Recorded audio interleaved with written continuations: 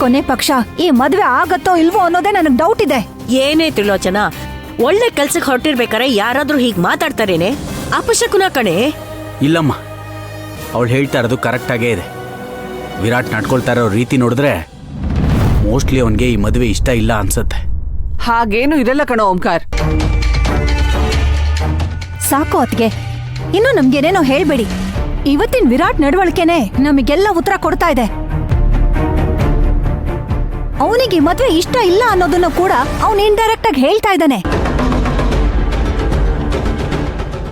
Ma'am, ಹೀಗೆಲ್ಲ ಮಾತಾಡ್ಬೇಡಿ please. ಹೌದು ತ್ರಿಲೋಚನಾ, ಏನೇನೋ ಮಾತಾಡ್ಬೇಡ ನೀನು. ಇಲ್ಲಕ್ಕ, ಏನೇನೋ ಹೇಳ್ತಾ ಇಲ್ಲ. ಅಂಗೈ ಹುಣ್ಗೆ ಕನ್ನಡಿ ಯಾಕೆ? ಮದುವೆ ಫಿಕ್ಸ್ ಆಗಿರೋ ಹುಡುಗರು ಹೇಗಿರ್ತಾರೆ, ಆದ್ರೆ ಇಲ್ಲಿ ಎಲ್ಲ ನಾವು ಕಣ್ಣಾರೆ ನೋಡ್ತಾ ಇದೀವಲ್ಲ. ಅಯ್ಯೋ ಸ್ಟಾಪ್ ಇಟ್.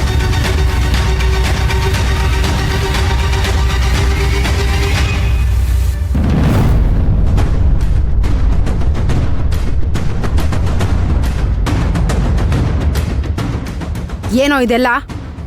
ಮಾಮ್, ಅದು ಏನೋ ಅದು? ಇಷ್ಟ ದಿನ ಮನೆ ಹೊರಗ್ ಮಾಡ್ತಿದ್ದೆಲ್ಲ ಈಗ ಮನೆ ಹತ್ರನೇ ಇಟ್ಕೊಬಿಟ್ಯಾ? ಛೇ, ಕೊನೆಗೂ ತೋರಿಸ್ಬಿಟ್ಟಿಲ್ಲ ನಿನ್ ಬುದ್ಧಿನ. ಮಾಮ್, ಅದು ಹಾಗಲ್ಲ.